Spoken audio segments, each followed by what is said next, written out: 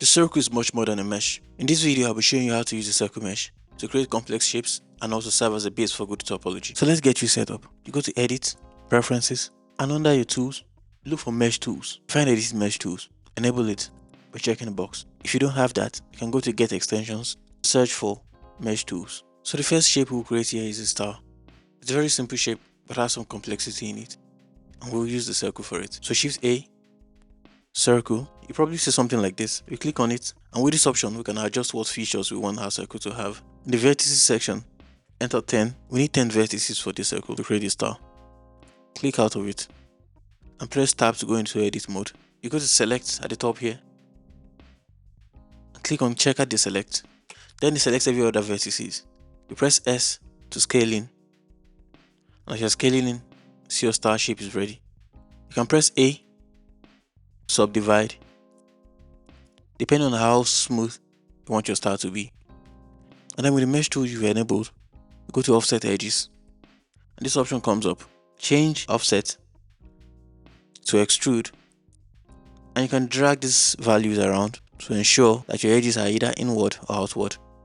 I've decided to place mine outward, and with the supporting edges outside we've given our star, we can do whatever we want to the ones inside. I can just simply press F to fill it in, for beginner purposes only. Press Tab to exit edit mode, and then we go to our modifiers tab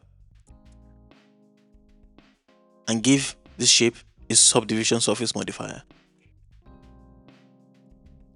Increase your levels to about 2 or 3, and now we have this star shape. You can go into edit mode, select all, and extrude upward. You can even add supporting edges at the center here, and now you have a smooth star shape with no creasing around. You can also right click and shade smooth, and now we have our star shape. So the next shape we're working on is to create a heart with circles. So you press Shift A, add a circle, and the vertices section on the left, give it 16 sides. Now go to edit mode, press Shift D to duplicate this whole thing, press X and 1.8, enter. With that done, delete everything on the bottom quarters of each, and then you have this. Also delete these, and then this X vertices. Now we have this for us to work with. Select these two, press M, merge the center. Now these two you select, press F to join them, and right click on them and say subdivide. Then we'll have this in the center. Press G and press Y to drag this down. You can hold on Ctrl to ensure that it snaps to the grid.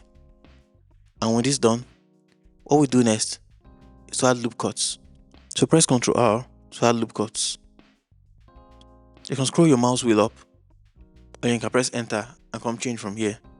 I'll leave it at 4, and on the right hand side I'll do the same thing. Ctrl R, 4 loop cuts. That's done. I'll select everything with A, and with my mesh tool I'll select offset edges. Push my edges inward this way, and also ensure that it's set to extrude. And now with this done, I can press F to just fill this in, and select everything and press Shift N to flip the normals. Now we have this. You can go to your modifier section and add the subdivision surface modifier. Give it about 2 to 3 levels, and then you can select everything. Press E and Z to extrude down. You can also add loop cuts if you want. I'll add one here. Press Ctrl R, left click to add the loop cuts. To set the position at the center, and right click to shade smooth. And now we have this shape here with no pinching and perfect topology on the sides. So far we have these two shapes created with just circles. So now you see how powerful circles are. Share with me what you create with them. Subscribe and engage. Thank you.